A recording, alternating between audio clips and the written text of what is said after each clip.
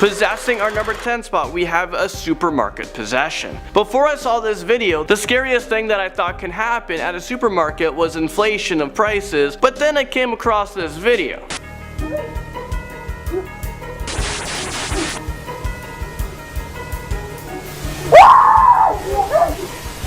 This clip is of a woman who is browsing a supermarket over in China, but suddenly she looks around and then her body becomes completely taken over by like a demonic spirit. Her head is thrown uncontrollably back and her body starts convulsing. People in the store approached her and try to help her out, but they become so scared, so all they can do is just watch from a distance and call the police. But maybe they should be calling the rain warden or maybe a priest to come perform some exorcism. I'm not sure what a police officer would do at this point. If I saw this woman possessed, like if I walk into a supermarket and I saw that, I would just turn around like it never happened and I would not shop there anymore. Moving on to number 9, we have the Night Stalker. Richard Ramirez, otherwise known as the Night Stalker, was an American serial killer and robber who killed 13 to 16 plus individuals. At his trials, the judge stated that he never showed any remorse for these doings. I think the creepiest part about his interview is when he admits to being evil. Do you admit to being evil, Richard? We are all evil in some form or another, are we not? Yes, I am evil. Not 100%, but I am evil. And we see him try to justify his killings by saying the government does worse things to people than what he has done. Serial killers do on a small scale what governments do on a large one. They are a product of the times, and these are bloodthirsty times. Even psychopaths have emotions if you dig deep enough, but then again, maybe they don't. In our 8th spot, we have Edward Edwards. Edward Wayne Edwards, otherwise known as the Hook Man or the Man with the Hook, was an American con artist turned serial killer. In fact, when he committed his long list of crimes, he never wore a mask because he wanted to be famous. In 2010, he did an interview and confessed to all his crimes. Again, it makes me so uncomfortable listening to how killers took someone's life. Taking his hand, he's going through the bottom of the duffel bag trying to find the cigarettes, and I'm standing right here, and I have the sawed-off shotgun, and I ease it out of the bag while Danny's down there looking, and He's just too calm talking about all of this. During the interview, he also stated that he wanted the death penalty and thinks that he deserves it. I want the death penalty. You don't want us to be in prison for a long time on everything else that's going on. Right, I'm not a healthy man. In our 7th spot, we have Paris Bennett. During an interview with Piers Morgan, Paris Bennett, who at 13 years of age killed his young sister, admits that he did this as a way to punish his mother. Specifically in the end, Yes. to cause your mother maximum pain. This has achieved your goal, which was to effectively mean your mother lost both her children at once. In 2007, Bennett convinced their babysitter to leave early and then proceeded to stab his sister 17 times. It's such a tragic case. What makes it worse is how he pretends to say he loved his sister. In the interview, he was asked to describe why he loved his sister, and he couldn't. Because I loved her. I loved her with every fiber of my being. They say it's like asking a colorblind person to describe the color red. They can't do it. He can't describe love because he can't feel it. Exactly like she said, it's because Paris is incapable of feeling emotions. No guilt, no love, nothing. Moving on to number 6, we have Angela Simpson. Right. You murdered this man. Yes. You tortured him. Of course. This is an interview with killer Angela Simpson. She was arrested after torturing and killing a man in a wheelchair for snitching. During this interview, she tells exactly what happened, how she did it, and why. The scariest part is how forward she is about this all. She doesn't care that she's going to prison or that she killed someone. You're not here to pretend to be remorseful. Of course not. Why would I do that?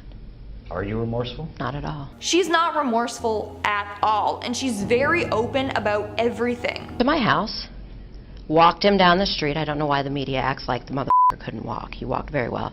Walked him upstairs, kicked his ass. Like, imagine being okay with taking someone's life. This interview sends shivers down my spine just listening to her and watching the stillness in her body and the calmness in her voice. We are now now at our 5th and halfway mark with Emmanuel Vela. In 2016, a 28-year-old man, Emmanuel Vela, was arrested after killing his girlfriend and their unborn baby. In this interview, you can tell that Emmanuel suffered from schizophrenia. He claims that the father told him to kill his girlfriend and her baby. Keep in mind, he is the father to her baby. And then he says that he is the Antichrist. And that's where I cut her open, when he told me to.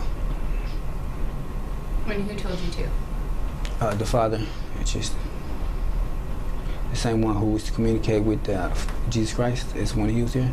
Although it seems like he is intoxicated during this interview, he is not. He's just experiencing hallucinations and delusions. In this interview, he also claims he would receive commands from outer space and extraterrestrials. A lot of people found this interview disturbing just because you can see how far gone Emmanuel is. He's no longer in control of himself. In our 4th spot, we have Arthur Shawcross. Arthur John Shawcross was an American serial killer in Rochester, New York that took the lives of 13 individuals. His first 2 murders were committed in 1972. He was caught for both and then sentenced to 25 years. But after serving 15 years, he was released on parole. That's when he continued on with the killings and took the lives of 11 different people. His interview is creepy for a number of reasons. Do you remember killing her? Yeah, possibly. He gives me the chills. He's just twitching and his voice is just so unnerving. But it gets worse once he starts talking about his crimes. How did you kill her? Probably strangulation. How do you know when they're dead? How? I don't know, just do. You can see that he won't admit it directly. He says maybe he killed her and maybe she died by strangulation. It gets worse. Reach over my shoulder like this, right behind my neck, and I pull out a brand new machete. When she backed out, I come up behind her. He's just a ruthless killer. In our 3rd spot, we have Ted Bundy. Ted Bundy was an infamous serial killer who was responsible for murdering 30 women. Although it's thought that this number may be even higher. He would often kill these women in brutal ways. In his interviews, he shows no remorse for his actions, and the calm tone of his voice is very disturbing. I can see how certain feelings and ideas developed in me to the point where I began to act out on them. Certain very violent and very destructive feelings. Throughout this whole interview, Bundy tries to gain sympathy from the interviewer and the audience. You can see how he's trying to manipulate your emotions, which is terrifying. A lot of people commented saying that Bundy is trying to act human in these interviews. He knows exactly what to say and how to say it to manipulate you. It was like something had, say, snapped, that I knew that I couldn't control it anymore, that these barriers that I had learned as a child, that had been instilled in me, were not enough to hold me back with respect to seeking out and harming somebody. It's a huge reason why he was so famous and had a huge media following. Moving on at number 2, we have Beth Thomas. Beth Thomas was a young girl featured in a documentary titled The Child of Rage. At such a young age, Beth displayed psychopathic tendencies, including harming her brother on a number of occasions and trying to kill her parents. Her parents were terrified of her and her brother Jonathan's safety, as they should be. Take a look at our interview. Why is your brother afraid of you? Because I hurt him so much. Mm-hmm. Okay. And what, at nighttime, what do your parents do to your door? Lock it shut. Why do they lock it shut? Because they don't want me to hurt John. So on a number of occasions, Beth would go into her brother's room at night to try and kill him. On top of that, she used to steal knives from the kitchen to try and harm her family with. Big sharp ones. And what do you want to do with those knives? Kill John and Mommy with them, and Daddy. That's not all. Here is her recounting the time she hurt Jonathan. And what happened to your brother? Tell me about it. His head hurt real bad, but his chin, he had to have stitches in it. Now apparently doctors deemed that she acted this way as part of her traumatic past. Now it's said that after years of therapy, she is now a healthy adult. And in our #1 spot, we have Jeffrey Dahmer. I desensitized myself to it.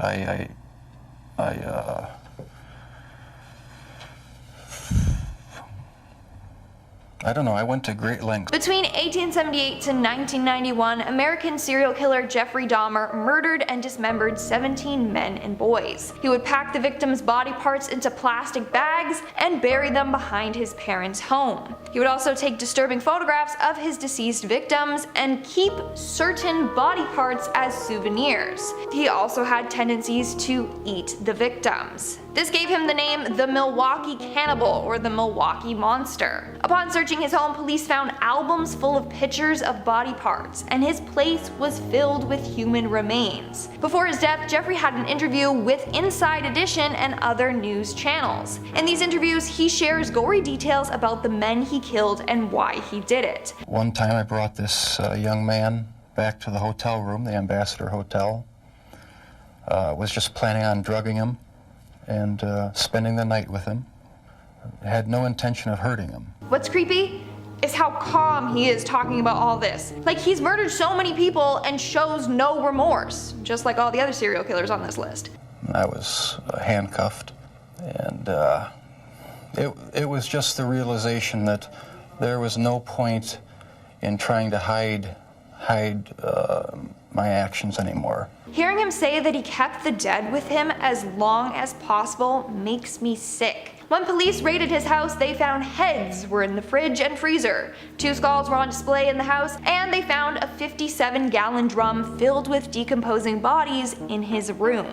Starting us off at number 10 is Thanksgiving turkey. User Mash Skulls shared that about a month ago they had sleep paralysis. One morning they started hearing this distorted, deep, unfamiliar voice. They started hearing more than one voice and tried to move or wake up, but they couldn't. And this is where it gets really freaking screwed up. The user saw a bunch of faceless men with razor-sharp teeth coming towards them, grinding their teeth as they went. They were whispering food, food, food over and over again, and were legit holding knives and forks. Now imagine being unable to control or move your body as these cannibal creatures just coming towards you. Now they surrounded the user, climbed on top of them, and then carved them like a turkey. It gets graphic. They tore the user limb from limb. They went headfirst into the rest of their body like a bunch of starving hyenas. The user watched them take her own finger bones and use them as toothpicks. Can you even, I don't even want to imagine this. The user literally had to listen to Beethoven for 3 hours after the dream just to get the image of being eaten alive out of their head. And honestly,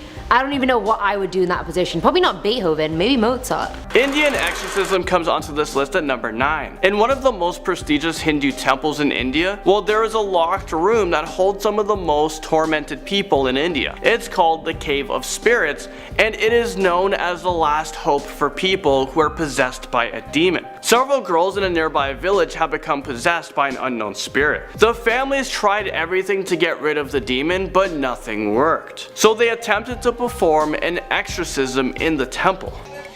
One by one, the girls break down. When the spirit comes forth, the girl loses all control over her body. The exorcism appeared to be successful. Mooney will leave, but the spirit that tormented her will remain here forever. Sleep possession takes us to number 8. A young guy who has had trouble sleeping decides to record himself with a CCTV camera that detects movement and audio. For me, I never want to do this. I never ever feel the urge to record myself sleeping, just in case I actually do see something. Like, I don't want to freak myself out where I can never sleep again. Well, this guy, he wanted to see if there's anything unusual that was causing him to wake up in the middle of the night. But once he reviewed the footage, he wasn't relieved at all. Well, let's take a look at what happened. Let's take a look at what he saw.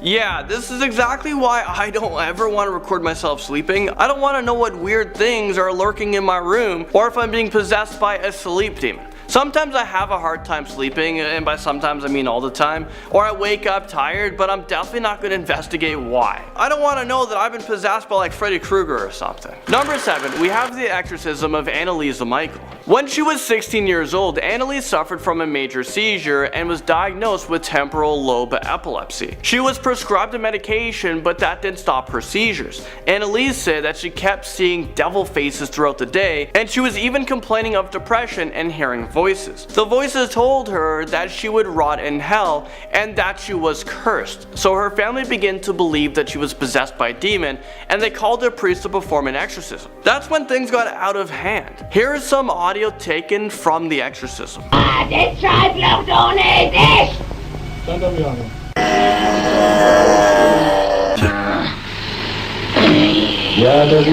Unfortunately for Annalise, she was found dead in her home, and an autopsy stated that the cause of death was malnutrition and dehydration. So during the exorcism, her priest and her family failed to keep her alive, and at the end of it, she only weighed 68 pounds. And it's not even clear if she was actually possessed or not. She could have just had an untreated schizophrenia. Subway possession drives us to number 6. Oh my god.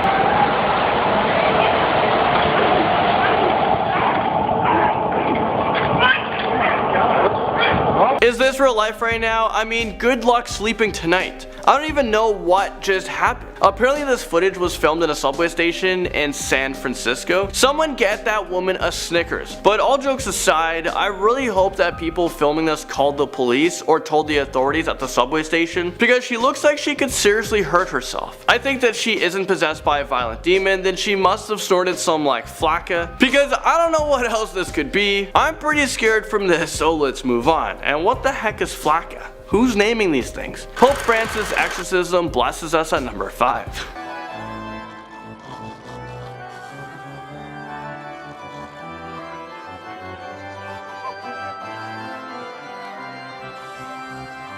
This footage was filmed at St. Peter's Square in Italy, and it's of Pope Francis apparently performing an exorcism. The priest that is behind the young man whispered something to the Pope, which caused him to recite an intense prayer. During the prayer, the man's mouth opens wide and he is exhaling sharply.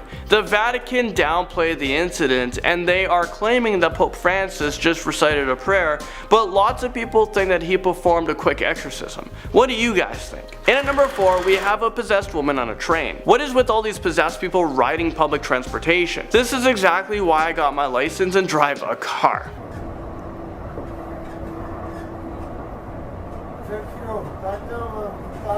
I'm officially freaked out. This possessed woman was filmed on a train that was in Alberta, Canada. After she looked at her cell phone, she started to act really weird, and she suddenly attacked another passenger who was sitting beside her. Whoa.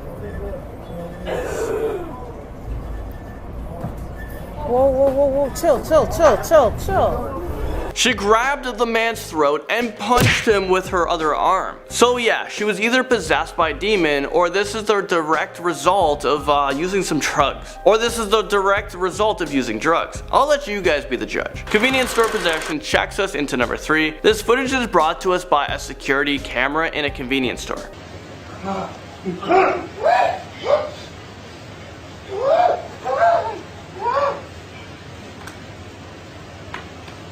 As you can see, the video was of a normal guy who just wanted to buy a drink, but then all of a sudden he began to violently shake and make strange noises. Someone needs to call a priest, because if it's not a demon, then I'm gonna guess he's going through some like Red Bull withdrawals. If we fast forward the clip to the end, the man passes out on the floor and a dark shadow appears to move in the reflection of the refrigerator door. Watch.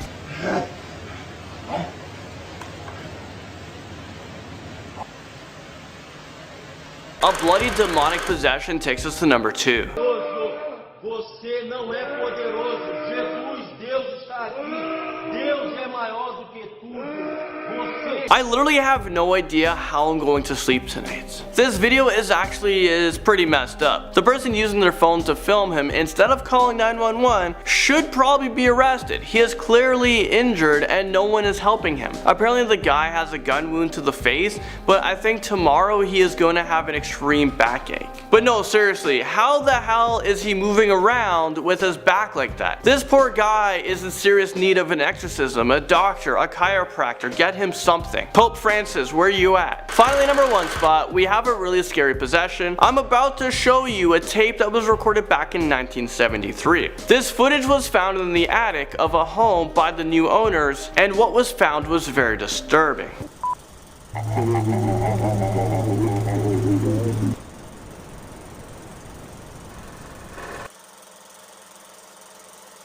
Okay, what the hell was up with that creepy ass laugh? That will literally haunt me for the rest of my life. I don't think I'll ever be able to sleep again. I think we should all start a support group because there's no way I'll ever be able to get over this. So the support group will be for me and for you guys watching this as well. And as always, if you guys want to watch the entire clip, I'll make sure to link it in the description below, but don't say I didn't warn you. Well, there you guys have it. Thank you guys so much for watching this video. I'll see you guys all in the next most amazing top 10 video.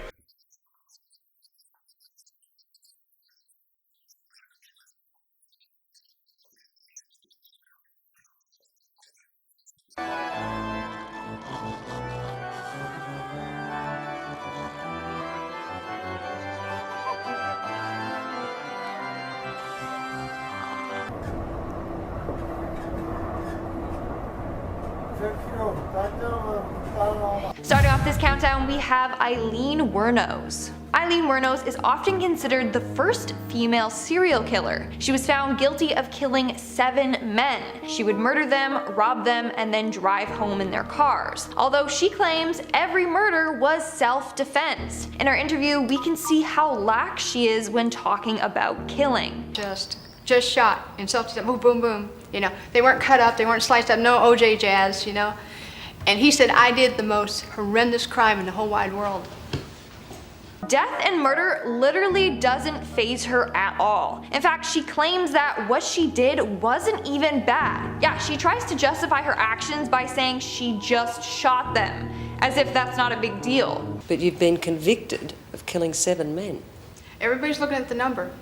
Does that not, you killed 7 men, 7 strangers. Does that not make you a serial killer? So I didn't kill them every day, did I? Again, she's acting like her killing 7 men isn't a big deal. Like, oh, it's just 7 men, people have done worse. It's crazy. Coming in at number 9 are the cats. I will shamelessly try and include cats in every video if I can. I don't even care. I don't even care if it's relevant. Anyway, this story comes from Redditor Gave a Sky, who said they recently had a dream they were in an apartment with a few cats. That's just my dream. I mean, that's my life actually. Anyway, everything seemed pretty normal and very real until one of the cats literally up and jumped out of the balcony. The person was a bit wary, so they sat in the kitchen just to collect their thoughts. Then one of the cats just sits next to them on a different chair, except the user just can't look at the cat. It felt like looking at the sun. The cat wasn't even bright, but they just couldn't look at it. Out of the periphery of their vision, they realized the cat was morphing into something else entirely. This menacing creature with a disturbing face. It morphed into some humanoid creature, and the user couldn't see its body, but its face was pale and square and had no features whatsoever except 2 eyes. The user immediately feels like the whole world is just closing in on them, and they wake up, but the creature is still there, getting closer. Realizing they're not actually awake yet, they somehow willed their unconscious body to fall off the bed in order to actually wake up. They ended up blacking out after they fell off the bed and refused to sleep alone for 4 days. Honestly, this is very impressive that they willed themselves to wake up when they were asleep. I feel like I wouldn't even know how to do that. At number 8, we have the woman. Honestly, I feel like everyone can somehow relate to this story, and I'll tell you why after. So this person shared one of the most terrifying dreams and said they actually suffer from really bad sleep paralysis. They have a rocking chair in their bedroom, and I don't know why they do. That's literally the first thing to get haunted, if anything. Like, why? Either way, one night they were laying on their bed unable to move, and they looked at the chair. There was a pale grey woman on the chair with blonde hair who was crying her eyes out while staring at the storyteller. And while she was crying her eyes out, she was also pulling out her insides. The person closed their eyes, and they were trying everything to not see this right now, and then they felt this heavy pressure on their chest. They opened their eyes and saw this woman sitting on their chest pulling out her inner organs. The storyteller was so terrified they peed themselves, and mind you, they were 20 years old at the time. I can't even imagine the horror this person person must have been going through. And I always think, honestly, why I said it was relatable is because I always think my chair with a bunch of laundry on top is a person in the dark, and I know a lot of other people get scared of that as well. So I was like, oh my god, hashtag relatable. But with the organ pulling woman, I'm just like, I hope that's not relatable. Please. Filling our number 7 slot is Gracie's mum, not to be confused with Stacy's mum. Reddit user Rakis11 shared the story of how when she was 5 years old she had her first ever nightmare, but things didn't really end even after she woke up. In her dream she was at her friend Gracie's house and they were drawing on her deck with chalk, and mind you, she lived on a cliff near the seaside. Views for days. Either way, Gracie's mum came out and yelled at the girls for drawing on the deck, and then her mum started turning into something evil. She was getting uglier and uglier, and her skin had just changed shades like 4 times. The user could see this happening, but Gracie had no idea what was going on. Either way, the mum realizes the user knows she's evil and throws them both off the cliff, and that's when she woke up. Now a few weeks pass after this dream, and then one day Gracie isn't at school. Apparently Gracie had drowned in the pool at her house, and her parents had filled the pool in, got divorced, and moved straight away, which is sus as hell. Either way, 8 years later, the user's brother, who wasn't even born at the time of the incident, was just walking on a trail near Gracie's old house, and he goes,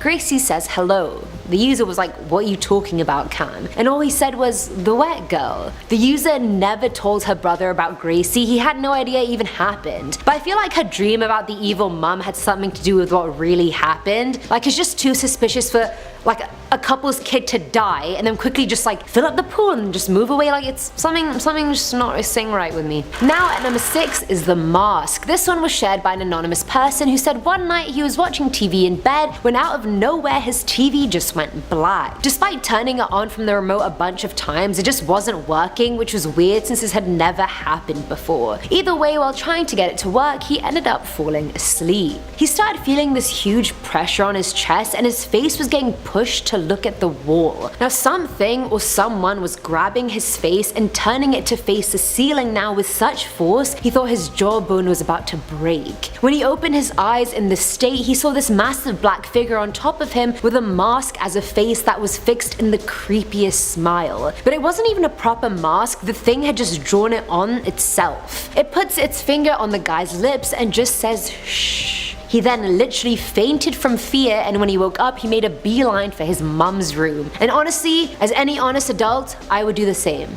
No shame. Go to mommy's room straight away. She can protect you from all. Now coming in at number 5 is The Darkness. Now this one's from Redditor The Pixel Mouse, who has this recurring dream about a creature she dubbed The Darkness. The monster appears in 2 forms. The first is in human form at a crowded place like a mall for example, and she won't even realize it's there until it starts appearing everywhere around her, and then everyone else just disappears. At this point the darkness starts running at her in super speed, and as soon as it grabs her, she wakes up. In the second rarer form, she'll randomly be in a room in her house, and as she goes into another room it'll go dark straight away and she'll know she's about to get royally screwed over. Like, at least she's self-aware, she knows it's happening, she knows it's coming. Even if she tries to escape this dark room, she gets pulled back in, so she just literally closes her eyes, waits for the darkness to grab her, and then she wakes up. The only thing she knows about its form is that it has long sharp fingers, because that's all she's ever really touched. Man's eyes are closed for the rest of the time, so the monster could literally take any true form. None of us will ever know.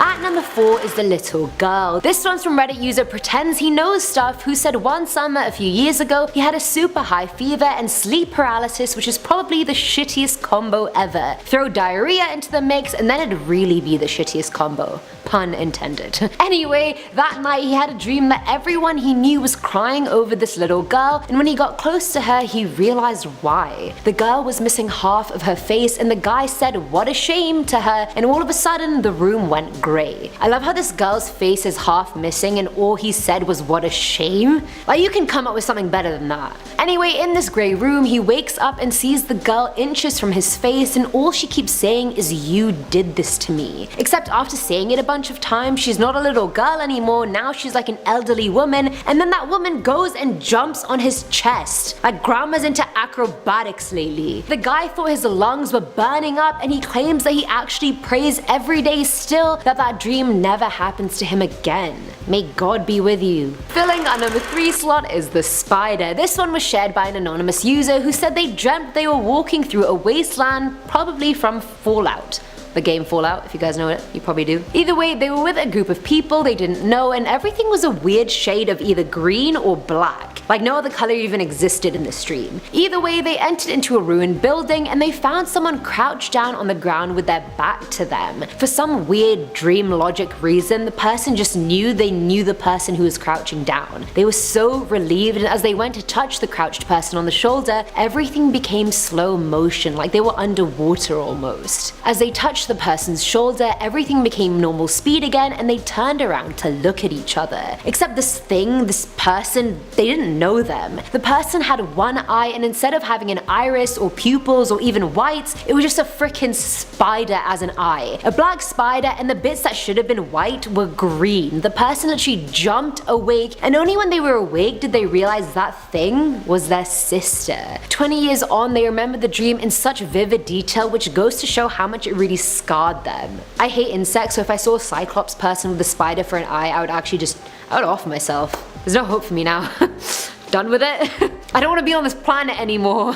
Now at number 2 is the TwoPart Banshee. So this also came from an anonymous person, and they recall 2 slightly linked dreams that they had when they were 7 years old and one right now. In the first dream, they were laying in bed trying to sleep. Bored, they were like, let me just look at the shadows on my wall till I fall asleep. But the more they noticed the shadows, the faster the shadows started moving until they fully came off the walls. They started tugging at the person's feet, and all of a sudden 3 toddlers climbed onto the bed, and if that wasn't creepy enough, they all had glowing yellow eyes. Like great, honestly, what else can go wrong? Love it.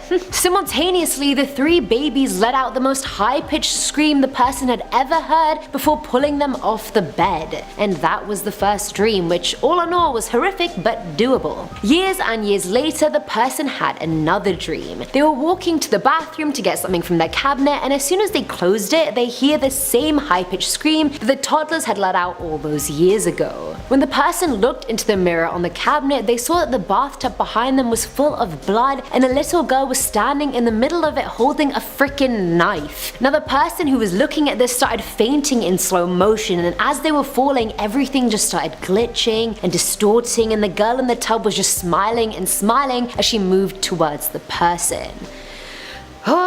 I just have to take a few deep breaths to digest this story. Even though I've already read it since I've written about it, I still need to digest it again because that was too much. And finally, at number 1 is the basement. According to Flugu, which is this girl's username, when she was 8 years old, she used to have this recurring dream that wouldn't stop for months. She even forced herself to stay awake for 3 whole days just so she wouldn't have to see this dream again. And honestly, if that doesn't set this story up well, nothing will. Now in her dream, she's in her basement with her sisters getting something to drink when all of a sudden her sisters' faces just start getting really weird. Their noses and mouths start shrinking, and their eyes take up 90% of their face. The girl starts screaming and running up the stairs, but the sister creatures grab her neck and pull her down the stairs. By the time she's fallen down all these stairs and reached the bottom, one of the sister creatures pulls her up from the neck. When the girl looks at the creature, her face becomes oddly normal and human, except it's not human. She seems to have like another layer of skin on top of her face, and before the Flugu can even figure out what the hell is going on, the creature starts screaming like a demon, and all she can do is scream out of fear in response. The dream was so bad that the first time she had it, her mum told her she screamed for 3 hours straight before waking up. And that last bit really got to me because like how terrified you have to be to like